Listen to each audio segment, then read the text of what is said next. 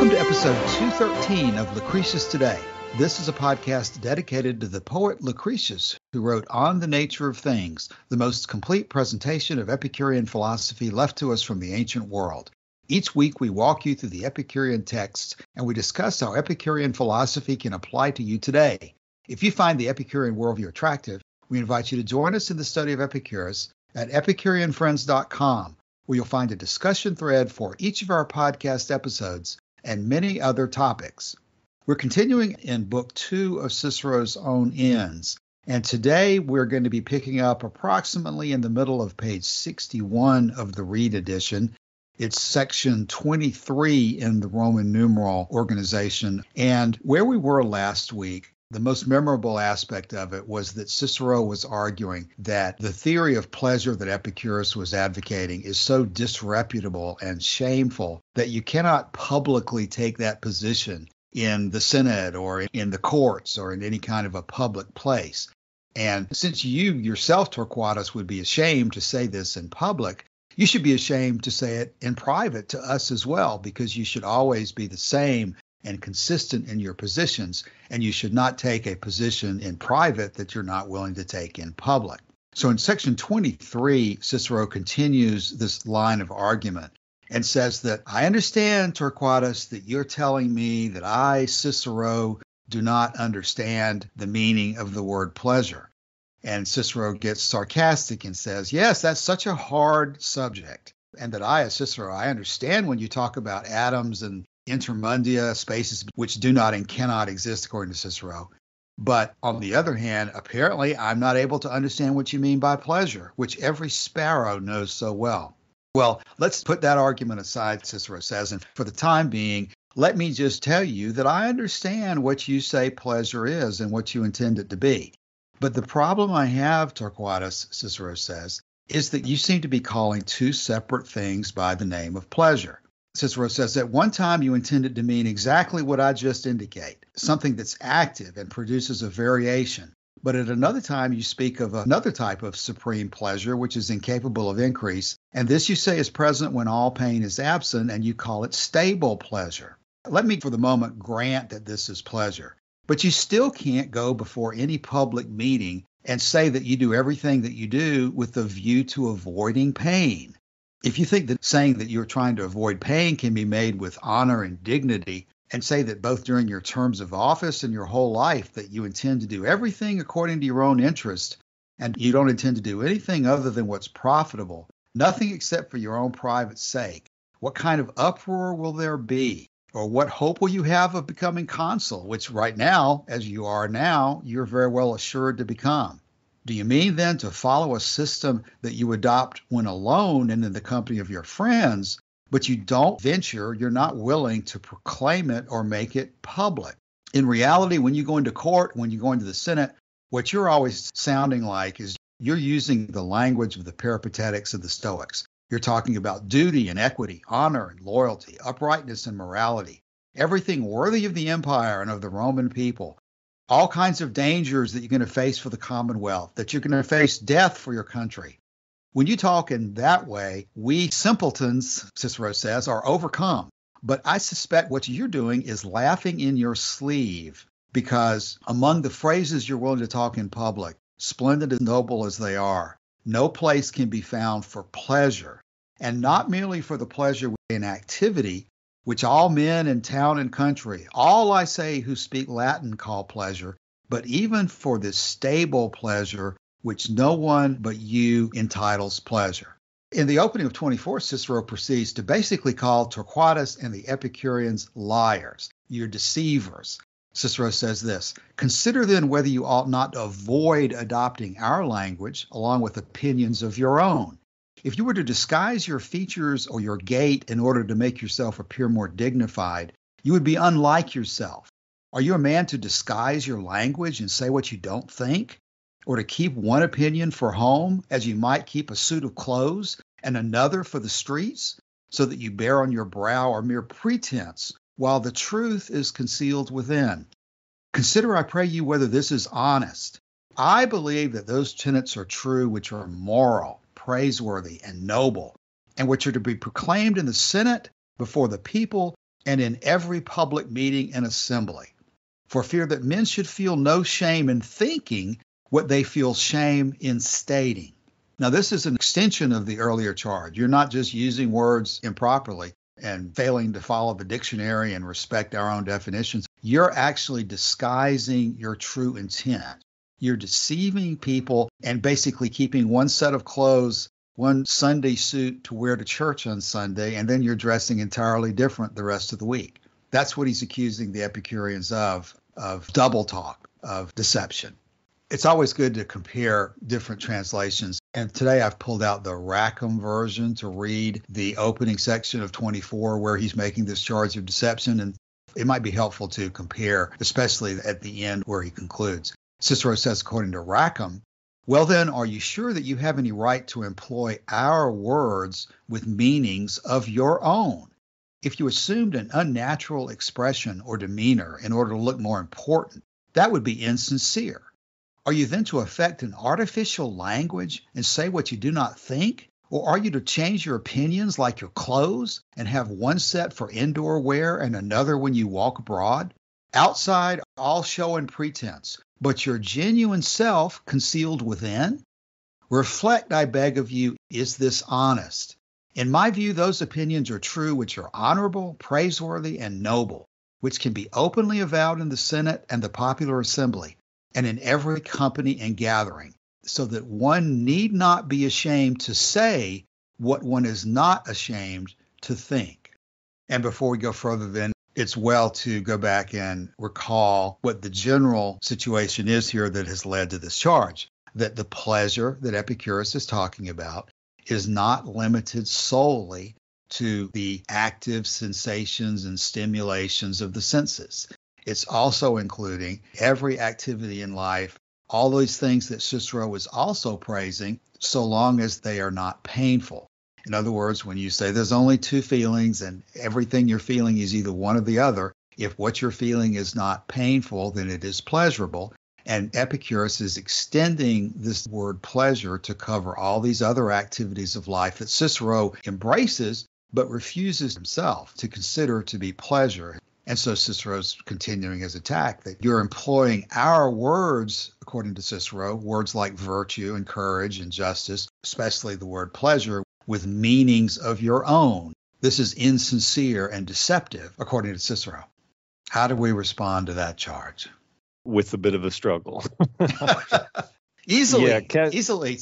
Let me pick up here, Cassius, with something that was at the end of what you read there. The first paragraph of 24, he says, I believe that those tenets are true, which are moral, praiseworthy, and noble, which are to be proclaimed in the Senate, before the people, and in every public meeting and assembly, for fear that men should feel no shame in thinking what they feel shame in stating. In other words, if you're not willing to say it, then you shouldn't think it. Cicero is worried that the Senate House is full of people who are saying one thing but thinking another. Right. And ultimately, the point being that you have to be able to say both in private and in public the same thing with the same level of confidence and without any fear of being overheard. You have to be confident that you mean what you say and say what you mean. My initial response in reading this, Cassius, is that if Cicero is placing his test of truth on what people say in Congress or in the Senate or in the Assembly, he's going to be wildly misled. You have to assume that when people stand up to give a speech, they're pumping themselves up a little bit, right? Cicero was a very vain person himself and thought a great deal of his own service to his country and so forth. And he was very much the kind of person, as we see a little bit in this book, but you see it much more in some of his trial speeches, like with the Catalan conspiracy, for example. Cicero is not above embellishing the record to make himself look good. So he must know that you can't look to what people say in the Roman Senate for your guide to the truth. And if that is your guide to the truth, like I say, you're going to be misled. But that's not really the big question. The big question is, should Epicureans who think differently stand up and say what they think publicly in the Senate? In the United States in the 21st century, you couldn't run for office and say that you don't believe in God and win that office. In fact, there was the son of a former president from the last century who was asked if he was considering running for office, and he said, I can't run for office. I'm an atheist. No one's going to vote for me. Cicero would say, probably that's a good thing. You shouldn't vote for someone like that. But that kind of sets up a false test here of what is true, because whether the propositions of atheism or theism are true or not does not depend on the opinion of the populace. There's a lot of interesting aspects of it to think about. We talk about Thomas Jefferson proclaiming himself to be an Epicurean in his private letter to William Short, but not doing so in any kind of public statements to the Congress, as far as we know, or made as president. So even in his case, as well known and strong a person as he was, he measured his language to fit the circumstances of the people he was talking to and reserved the specific endorsement of Epicurus to his private letters. Now, of course, when you think about his work on the Declaration of Independence and the pursuit of happiness and so forth, he worked to bring those concepts into the public view as best he could. But it certainly is a challenge to consider the truth of what you're just saying, that in public today, or for the last 2,000 years, you have to watch what you're saying in these public speeches to make sure that the people you're talking to understand you. As we discussed last week, Epicurus says he would rather not be understood, but at least be saying the truth that would help people, whether they understood it or not, than to go along with the crowd. And that's one of these issues that you get when you do step into the public arena. You've got to deal with the fact that you're dealing with people who don't understand you probably and are hostile to you, and you have to be very careful in the way that you word things. But as a hypothetical, at least, maybe the Senate of 50 BC is not a place where you can go in and declare that the gods are totally blissful and do not run the universe. Maybe you cannot go into the Senate in 50 BC and say that. Maybe you cannot go into the Senate of the United States in 2024 AD and state that the gods are blissful and immortal and do not intervene in human affairs. But that doesn't mean that you have to totally misrepresent or fake what you're saying to people in public.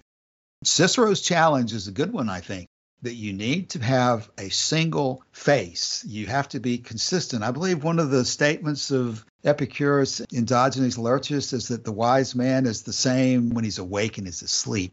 So it's a challenge here of consistency that has to be met. And just as you were saying, Joshua, the way these assemblies work, you're going to be a fool if you accept their standards as your definition of what is true and correct and wise and noble, because these assemblies are frequently not true, wise, and noble. But at least when you're not facing a situation where you could be stoned to death, like the situation you mentioned last week with Alexander the Oracle Monger when they tried to stone the Epicurean there, in those situations where opinions can be stated freely, they should be stated freely. And I think Cicero's challenge is valid to that extent. At least in this discussion with Cicero and Triarius and then Torquatus, they were able to speak freely among themselves. If you cannot speak freely in the Roman Senate, that's a defect in the Roman Senate and not a defect in what needs to be said. But the ultimate way through all of this problem is to, again, be clear about the definition of pleasure as Epicurus is advocating it. And you would not go into the Senate or the court and simply say the word pleasure without explaining that you don't mean just sex, drugs, and rock and roll. A person who is self-aware and aware of his own situation is going to be aware of whether the people he's talking to understand him or not. If you walk into the Senate in Rome in 50 BC, you better be speaking Latin or they're not going to understand you. Likewise, if you're going into a public arena where you know the people do not normally think of pleasure as anything other than immediate sensual stimulation, you're going to have to explain what you're talking about in order to be understood. And Epicurus was capable and willing and thought it was important, as we can see in his letters, to explain the meaning of the words that he's talking about. He's not being deceptive. Cicero's accusing him of adopting our language along with opinions of your own. He's not just using words like gods without explaining that he doesn't believe that gods are supernatural and intervene in human affairs. He's explaining those things so that when you listen to his discussion, you can understand what he means. Same thing with pleasure. And Torquatus is simply not being allowed here in this section of Book 2 to give the comeback that an Epicurean would give if he's hearing these accusations. Because an Epicurean isn't going to accept calmly that he is being accused of a lie. He's not going to sit back and say, okay, maybe I'm lying. He's not going to accept that. He's going to dispute that in this situation or any other where he's accused of misrepresenting something. Epicurus had always stressed that clarity, honesty, frankness of speech, those are things that Epicurus valued very highly and promoted to his students. And so an accusation that Epicurus had one set of clothes at home and another set of clothes when he goes out in public is just a slander and defamation of Epicurus's character, which Epicurus and any Epicurean would reject. And there's another point to be made, which is how much time did the Roman Senate spend talking about the telos of Greek philosophy? What is the good? Probably no time at all. So it's very possible for someone like Torquatus to go into a setting like that and use words like virtue and morality, which have their place in Epicurean philosophy, and never get as far as saying that, well, in the context of Epicureanism, which is the school I adhere to, those things are subservient to pleasure as the good. The conversation probably doesn't even get that far. I can't speak for Torquatus or what he would say there or what he said in the Senate when he was serving in that capacity. But certainly it's possible to stand in front of that assembly and speak to the matter at hand without addressing your whole philosophical backstory, right? Yeah, if anybody's being deceptive and manipulative here, it is Cicero, because Torquatus has previously explained this at length, and Cicero is simply ignoring Torquatus's explanation. He's acting as if everything Torquatus has said about pleasure being both sensory stimulation and also every other activity that's not painful, he's acting as if that has never been said and that it has no meaning what Torquatus has said, which is just blatantly deceptive is probably the right word. And in fact, Cicero, to some extent, admits even right here that Torquatus has given this explanation. It's just that Cicero refuses to accept it. I quoted Norman DeWitt last week, which I'll summarize now. He said that it takes no courage to stand in front of the assembly and say that virtue is the supreme good. Even hypocrites will applaud you. But that it did take courage for Epicurus to say that pleasure was the supreme good. And if you think about the Roman Senate, it's true that if you get up there and say that pleasure is the supreme good, you'll probably be roundly rejected. But probably people who are rejecting you publicly will be applauding you privately. People who are shouting you down on the Senate floor will also be thinking to some of the pleasurable experiences that they had recently that they don't want to tell the people about. And the same is true on the other side. If you publicly proclaim that virtue is the good, people will applaud you, but privately, some people will be disagreeing with you. Cicero's got this idea of the Roman Senate as a place where the truth is spoken with nobility and praiseworthiness and morality and so forth. And if it's anything like any other governing body I've had experience with, I have to cast serious doubt on what he's saying there. Yeah. Well, as we always try to do, bringing this home to our own experiences in the modern world, Cicero has set up this problem for us in the context of discussing the Roman Senate or the Roman law courts and so forth.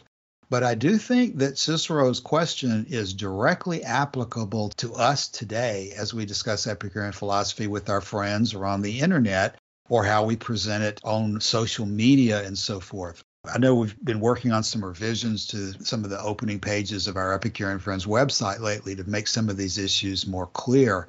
I do think that what this brings home is the importance in modern Epicurean discussions to focus on this question of what exactly does pleasure mean? Because though a lot of things have changed in the last 2,000 years since Cicero raised this argument, I don't know that we're in a much different situation today than we were in 50 BC.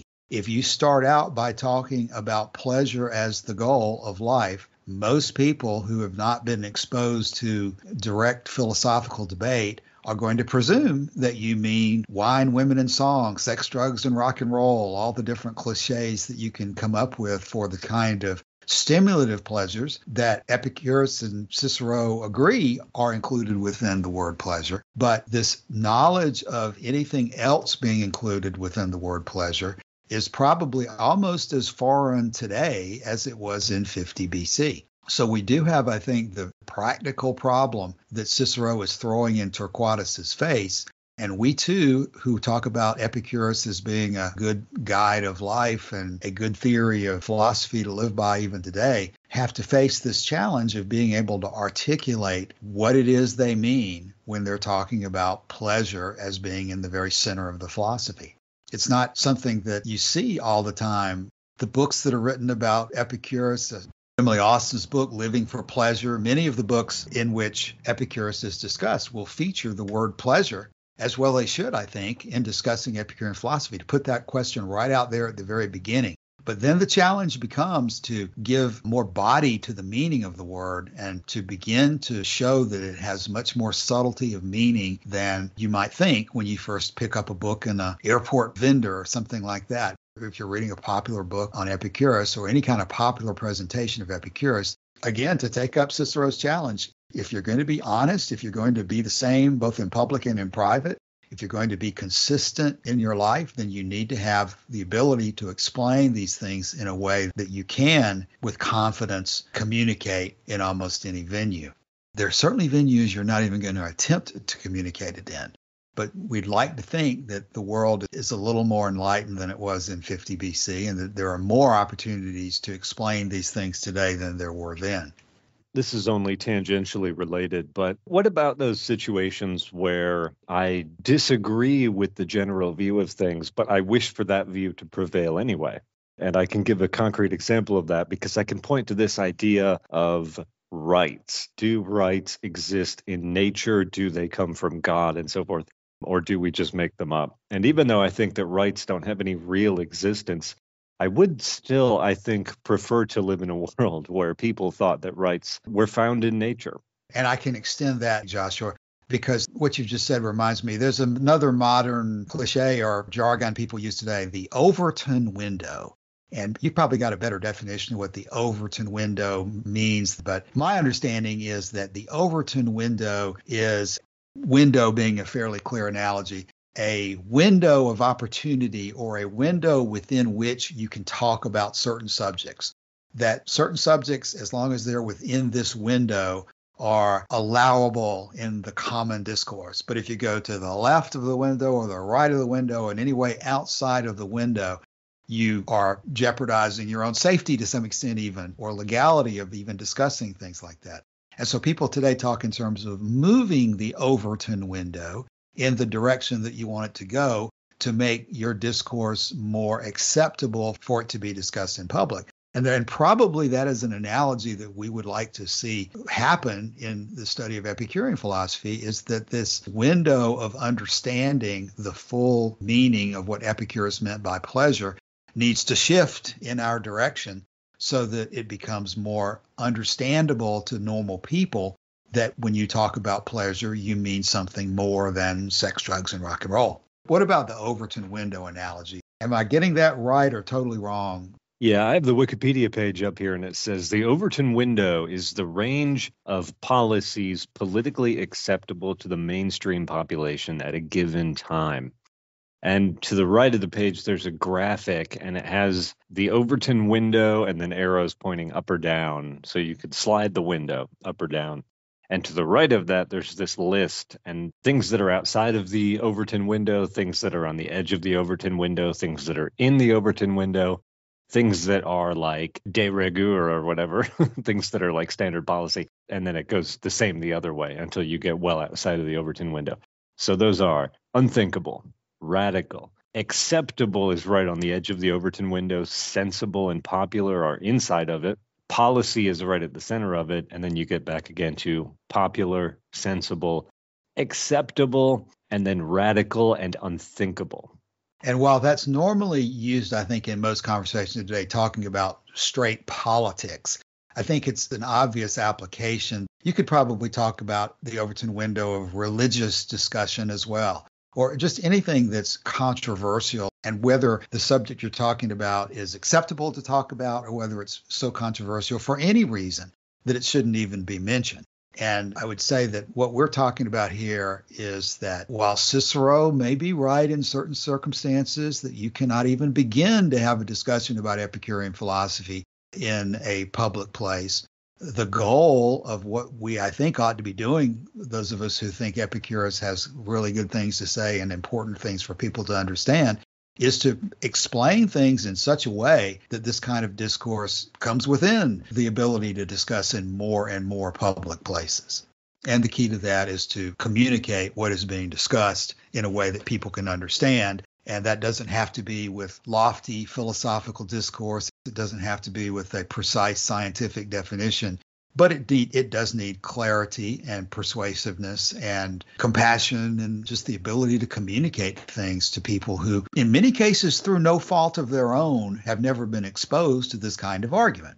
And so maybe as we pursue that line of thinking further, what we come to next is a good example of this in discussion of friendship, because this is what Cicero chooses to do. He's willing to let go at the moment his question about definitions of pleasure. And he starts talking about a particular application of it in terms of friendship.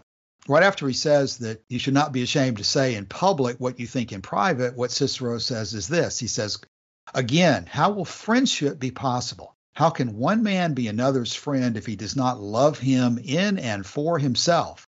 What is the meaning of to love, from which our word for friendship is derived, except to wish someone to receive the greatest possible benefits, even though one gleans no advantage therefrom oneself?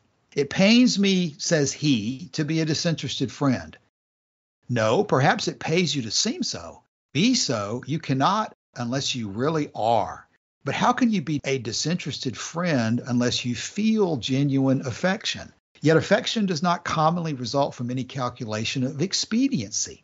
It's a spontaneous growth. It springs up of itself. But you'll say, I'm guided by expediency. Then Cicero says, then your friendship will last just so long as it is attended by expediency. If expediency creates the feeling, it will also destroy it. But what, pray, will you do if, as often happens, expediency parts company with friendship? Will you throw your friend over? What sort of friendship is that? Will you keep him? How does that square with your principles? You remember your pronouncement that friendship is desirable for the sake of expediency. I might become unpopular if I left a friend in the lurch. Well, in the first place, why is conduct unpopular unless because it is base? And if you refrain from deserting a friend because to do so will have inconvenient consequences, still you'll long for his death to release you from an unprofitable tie.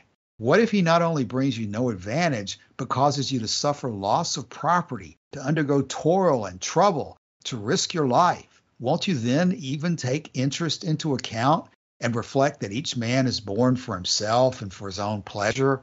Will you go bail with your life to a tyrant on behalf of a friend? And here's some examples we can talk about. As the famous Pythagorean did to the Sicilian despot, or being Pylades, will you say you are Orestes so as to die in your friend's stead? Or supposing you were Orestes, would you say Pylades was lying and reveal your identity? And if they would not believe you, would you make no appeal against your both dying together? Now, to make sense of what that last part is, there are two examples that Cicero is citing from what would have been commonly known to the Romans of his time. The one was the story of a Pythagorean who came in front of a tyrant, and the other being a story of a pair of friends called Orestes and Pylades, and the story of what happened to them in a particular confrontation when they were about to be killed. The Pythagorean example is that this person named Phintius went in front of a tyrant of Syracuse. They were both under threat of persecution or death, apparently.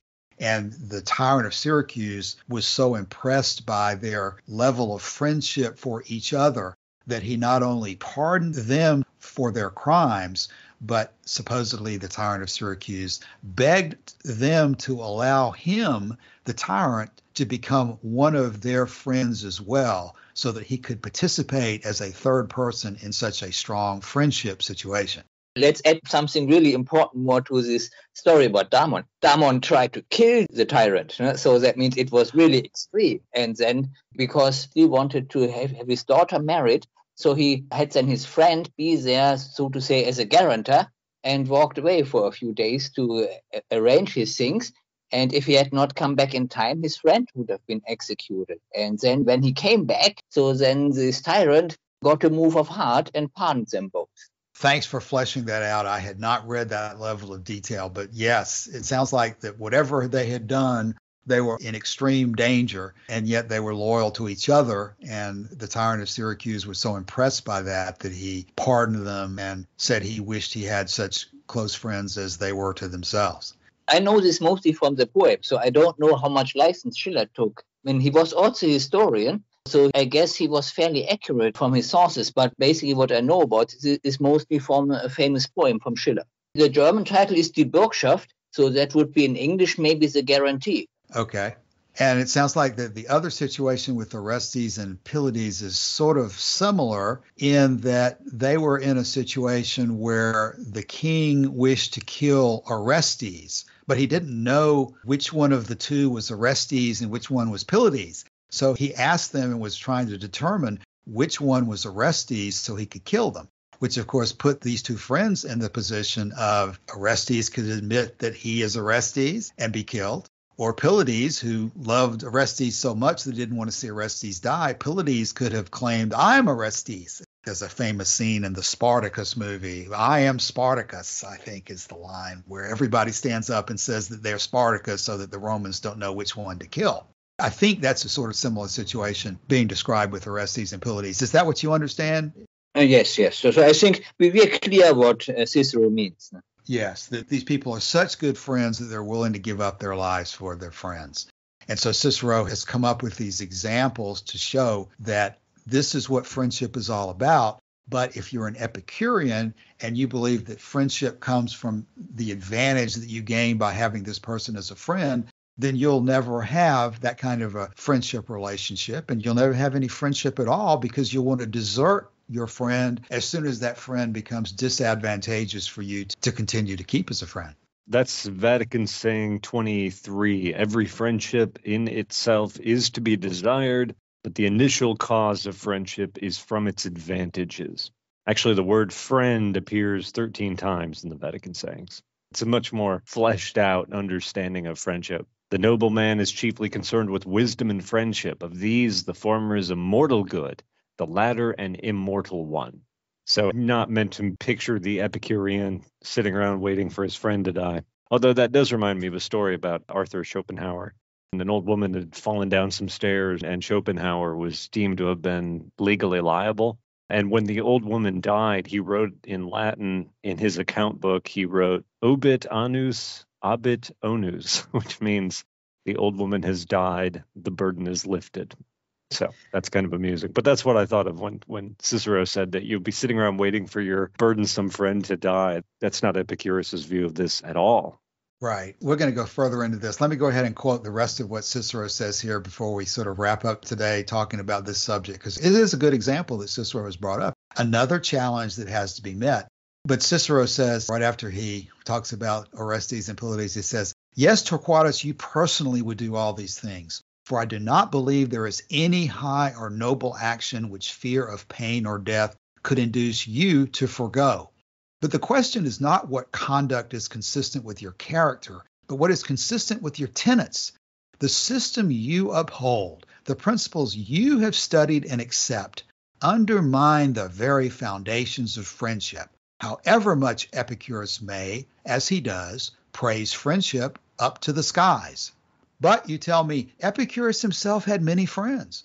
Who, pray, denies that Epicurus was a good man and a kind and humane man?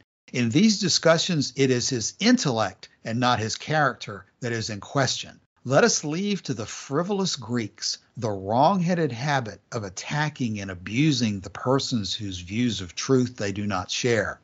Epicurus may have been a kind and faithful friend, but if my opinion is right, for I do not dogmatize, he was not a very acute thinker.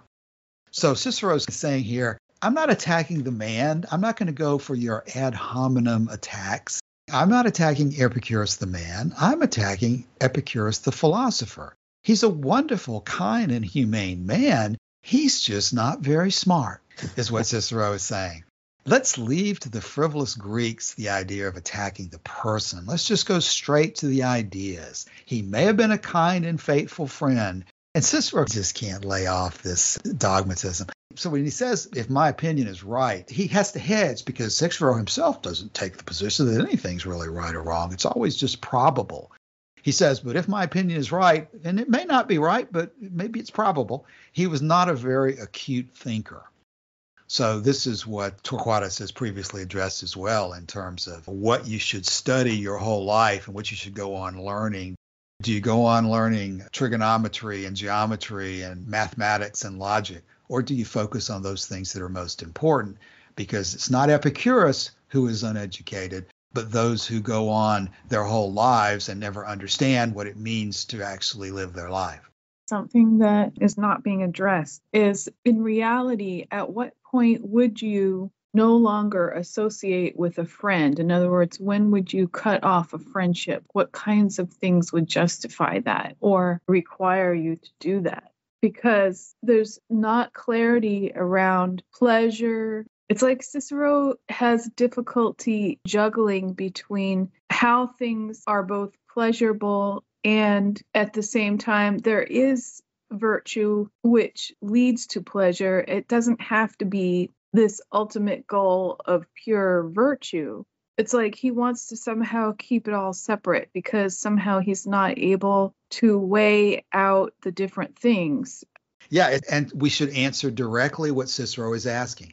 What is the Epicurean position about what you should do when your friend becomes disabled or becomes sick or in any way a burden to you that's not likely to change even?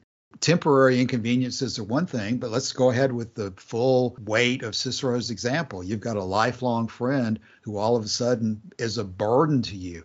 What do you do with that friend at that point? How do you analyze the question? I don't think you can come up with an absolute rule of right and wrong that is particularly helpful, but what is the way that an Epicurean would analyze the question? Well, the Epicurean understanding of friendship is that it starts out in mutual advantage. Can I get some sugar? Do you want to borrow my weed eater or whatever? That's kind of how it starts out. Cicero and Atticus met when they were young boys in school and so forth. So being able to talk over the lessons after they were over, there's advantage in that, mutual advantage. But that's not always the mode that keeps friendship together, right? Because while it starts in mutual advantage, it develops into genuine affection and feeling and love. And there was an example in Epicurus' own time. Metrodorus had a brother named Timocrates.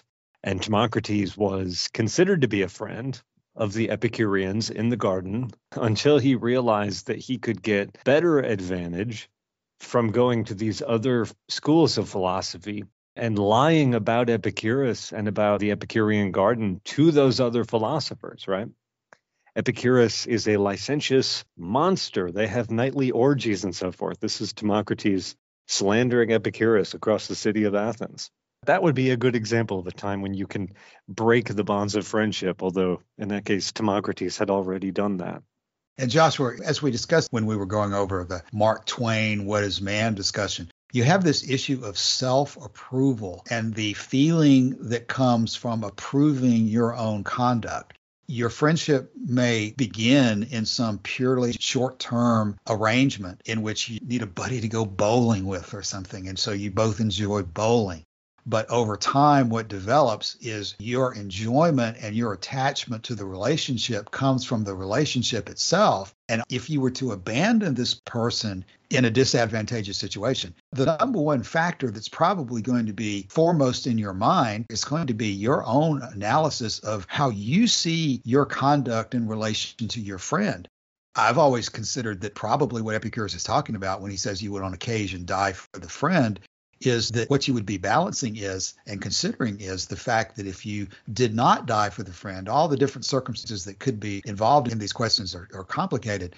But the issue is what's going to happen after that friend is gone or after you've undertaken the conduct that we're discussing here. A lot of people just could not live with themselves. And it's not just because they have an abstract belief that God's going to punish them or that they've violated some rule that's written in heaven.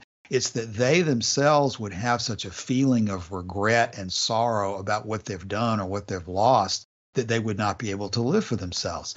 And that self-approval or self-assessment of your conduct is not a logical analysis or duty to God. It is a direct feeling, an emotional response that is a matter of pleasure and pain. It's still always a matter of mental or physical pleasure and pain by which you evaluate these things. Cicero keeps talking about advantage as if the issue of advantage is how much money you're making from this friend, or how many times you're going bowling with them, or how much food he brings you, or whatever. That's not the only kind of advantage that you get in life with people. The advantage is this mental approval and mental feeling of pleasure that comes from the attachment. And Cicero may want to ignore that, but it should not be ignored. It does not need to be ignored. It's rational to take it into account, and Epicurus is right to take it into account. The vast majority of people where it temporarily was in mutual advantage, no lasting friendship arose. So it was simply that while we were in the same circle for the same conditions, we cooperated in some way, and after we moved on to other circles and separate circles, the contact was lost. Good point. Not every relationship of mutual advantage leads to the kind of friendship that we're talking about here. It's a very good point. Well, and another thing, a friendship attachment can develop when both people are treating each other well and pleasantly, so that the friendship itself is a pleasant experience. Yes. There's all sorts of things going on all the time in any relationship. They're mental, they're physical, and all sorts of feelings are involved. And you always have to go back, I think, to this issue that Epicurus says every feeling divides down between pleasurable and painful. And if it's not painful, it's pleasurable. And so to me, it would be just like considering your memories of good things in the past, and that Torquatus has pointed out that by recalling the pleasures of the past, by thinking about the context in which things are happening, the wise man is always going to be able to find more reason to be happy than he is to be sad. And this would be one of those situations. You may have some present inconveniences with your friend, but when you weigh everything in the balance, considering all of the aspects of your life and the shortness of it and the non-existence that takes place after death, I think a lot of people would argue that these are really some of the most deeply felt feelings of life, is your attachment to your friends and family, those people who are close to you. And those are not things that you're going to weigh in terms of dollars and cents or money or immediate advantage like Cicero wants to limit the word pleasure to be. Again, this is where Torquatus ended up in his discussion of pleasure, saying that it is the Epicureans who place friendship on a sound basis. And in fact, Cicero kind of says it up here. It just happens. He says, affection does not commonly result from any calculation of expediency. It's a spontaneous growth. It springs up of itself, as if friendship just happens, as if God just says, you're going to be friends to that person or whatever. That's not the way that friendship works any more than justice occurs because God tells you what justice is or gives you justice. Just like we discussed how justice arises from human relationships and the recognition that it's a whole lot better to agree not to kill each other than it is to just go about killing each other. Friendship is going to be something that naturally evolves over time as well. And it's not some kind of a divine commandment or Platonic logical ideal. It's a practical situation that has a practical basis to it. And unless you understand the practical basis to it, then you're just, again, building your castles on sand, as the Platonists would be doing with their ideal forms. You know what I found yesterday when I was looking for historical examples of this is I realized that the unpopularity of Epicureanism, basically from late antiquity all the way up to today, has meant that there's just not that many good examples. But the thing is, it wouldn't even matter to Cicero if there were, because what he says here in section 25 is, the question is not what consists with your disposition, but what consists with your philosophy. He is ruling the idea that Epicureans can be good friends from a philosophical standpoint. He's just ruling that out of court. But since we're here, I thought I would talk about two people that we've talked about in the past and who are connected in some ways. I won't say that they were friends necessarily, but the story is an interesting one. In the 12th and 13th centuries, primarily in Italy, you had this growing geopolitical problem, which was you had this sort of dipolar situation in Europe where you have the Holy Roman Empire in the north of Europe and you have the papacy in Italy, sort of in the south of Europe. and they're vying for political control over the Italian city-states. And the Italian city-states themselves, the great houses in these city-states, were divided along this fault line into two factions, the Guelphs and the Ghibellines. And the Guelphs were pro-papacy and the Ghibellines were in support of the Holy Roman Empire. And so just like any other situation where you have internecine warfare, you also have people who otherwise like each other end up on opposite sides for political reasons. Or, well, I'm from the city of Florence, so I'm going to stick with Florence, wherever it goes. And the difficulty is that so much of what we know about these people comes from how they are portrayed in the sixth circle of hell, the circle of heresy, in Dante's Inferno. And their names are Farinata degli Uberti and Cavalcante di Cavalcanti.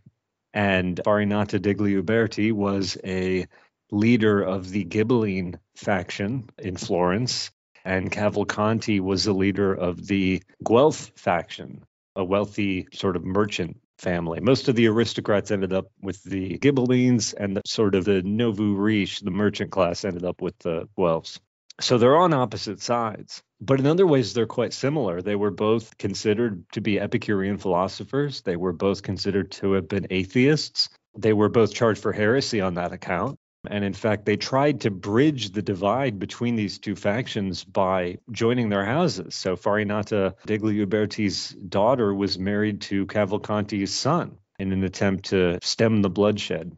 And there were other reasons that Cavalcanti might have admired Uberti, as Dante also admired Uberti, because while the Ghibellines had basically taken control of Florence, there were many people in that faction who wanted to raze the city to the ground, much in the same way that the ancient city of Rome had razed Carthage to the ground. Like, the city's never going to bother us again. But Uberti was a Florentine. And he said that I am a Florentine before I am a Ghibelline. So we're not going to do this. And if you try to do this, I will defend this city with my own sword. Anyway, the way it ends up is they both die. Uberti is exhumed and then posthumously condemned by the Inquisition for atheism. Cavalcanti is also damned to hell in Dante's Inferno for atheism. And they are laid in the same tomb side by side in the Inferno. And part of their punishment is they can see the past and they can see the future, but they can't see the present. So these two, while they lay side by side in the tomb, are no longer allowed to interact with each other.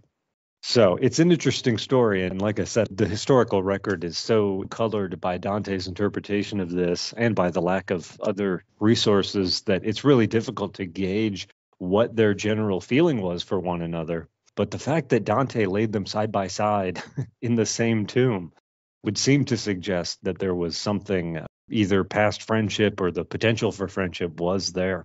And this conflict between the Guelphs and the Ghibellines, though not specifically with these two men, this is kind of the backdrop for Shakespeare's great play, Romeo and Juliet.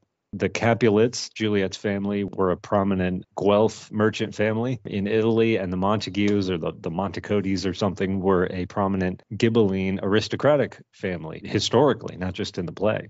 So that's where the story comes from about, Cicero says here in the text that the word for friendship comes from the word for love. And Romeo and Juliet's an interesting story of that and what can go wrong, especially when it mingles with one of Cicero's favorite things, which is politics. So I don't know if that's helpful at all to get a handle on some of this stuff, but it is an interesting story.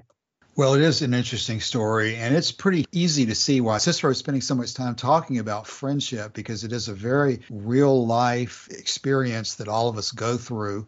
We get lots of pleasure from our friends, and then we also run into these situations where you have hard decisions to make about whether a particular friendship needs to be extended or not, and what happens when something happens to your friend. Friendship creates lots of hard cases and very emotionally draining and emotionally charged situations that help us to illustrate what we're talking about. So we have not finished with this topic yet, because next week when we come back with section 26, Cicero is going to dive deeper back into what Torquatus has said previously about friendship. So we're going to be continuing on to debate this question next week as well. But for today, let's go ahead and come to a conclusion.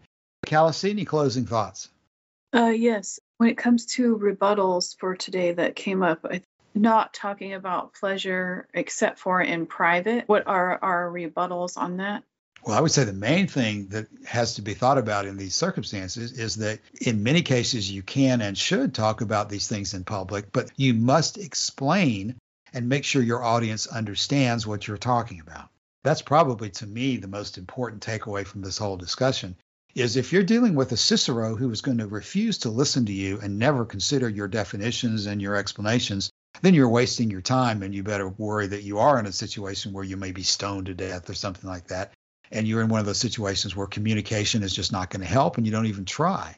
As Francis Wright has Epicurus say in A Few Days in Athens, lots of times arguments between enemies don't lead to anything because you rarely are going to convert someone who is totally in opposition to your position.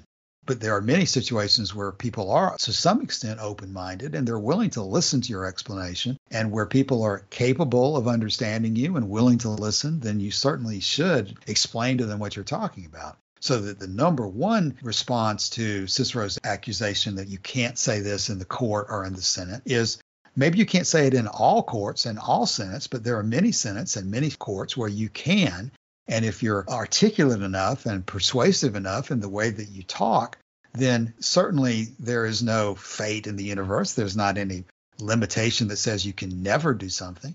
You just have to be intelligent about the time and the place and the manner in which you choose to explain yourself. There was a really good movie with Spencer Tracy in it called Inherit the Wind, and it's based on a play about the Scopes monkey trial. And there's a quote from the film in which the lawyer, who's in the play representing Clarence Darrow, is talking to John T. Scopes, I think his name was, this teacher who had been imprisoned for teaching evolution in schools. And the lawyer says to him in a sort of a private setting, he says, "It's the loneliest feeling in the world. It's like walking down an empty street listening to your own footsteps. But all you have to do is to knock on any door and say, 'If you'll let me in, I'll live the way you want me to live, and I'll think the way you want me to think. And all the blinds will go up and all the doors will open, and you'll never be lonely ever again. Now it's up to you. You just say the word and we'll change the plea. That is, of course, if you honestly believe that the law is right and you're wrong.'" So while we would love to be able to stand up in the Roman Senate and get a hearing for what we have to say, the reality is sometimes that won't happen. Sometimes it won't, and you just have to intelligently decide whether it's possible or not. Now, Cicero is talking about this Roman Senate as if they would stone an Epicurean like they would stone him in Alexander the Oracle Monger. Now, apparently this was a time in Roman history where Epicurean philosophy was relatively popular. So it may not be appropriate to just accept Cicero's proposition that it would be impossible for a Roman Epicurean in 50 BC to talk about Epicurus in the Senate.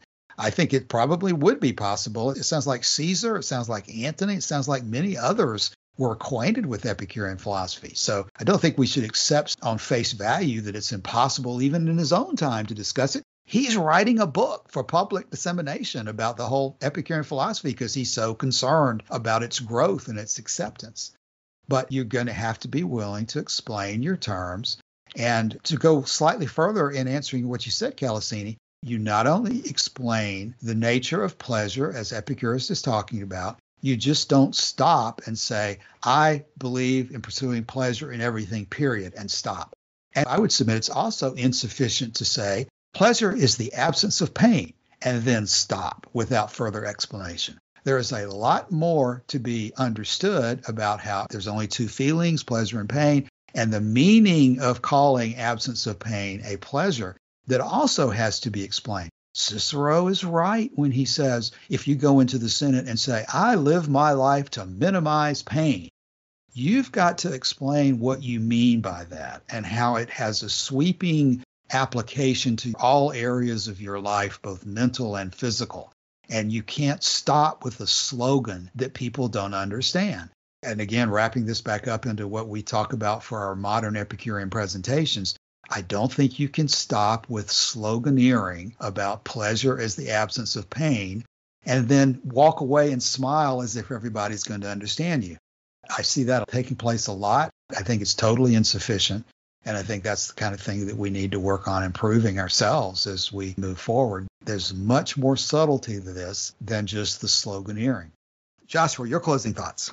Well, one thing I can say, I mentioned this historical conflict in Italy and how you had Epicureans on both sides in that conflict, just as you had Epicureans on both sides of the conflict in the Roman Civil War of the First and Second Triumvirate.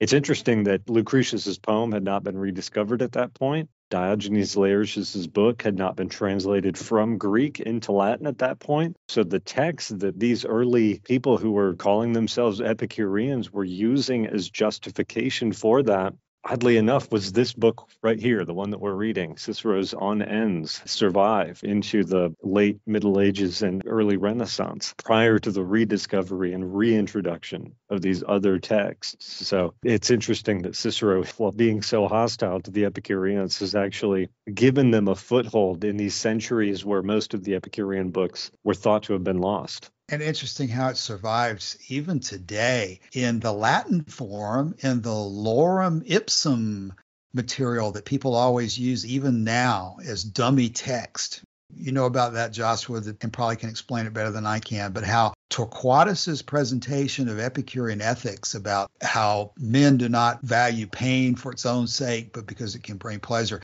That text, that section of the discussion in Torquatus in Latin, in a mutated form, survives today in that lorem ipsum. And it's certainly interesting that of all the things that could have been chosen to be used as dummy text over the centuries, that a section of this book was preserved in that kind of a way.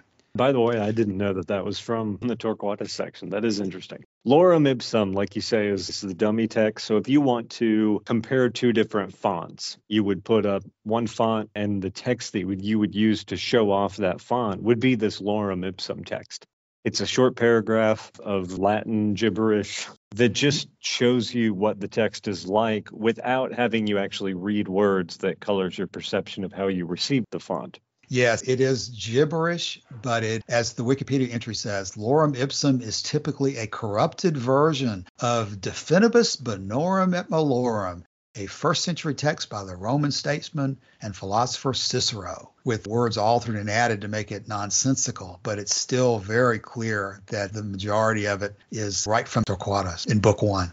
Okay, well, with that, let's go ahead and close today's episode. We'll come back in a week. In the meantime, please drop by the forum and let us know if you have any comments or questions about anything we're talking about. We appreciate your time as always, and we'll see you again soon. Thanks again for listening. Bye.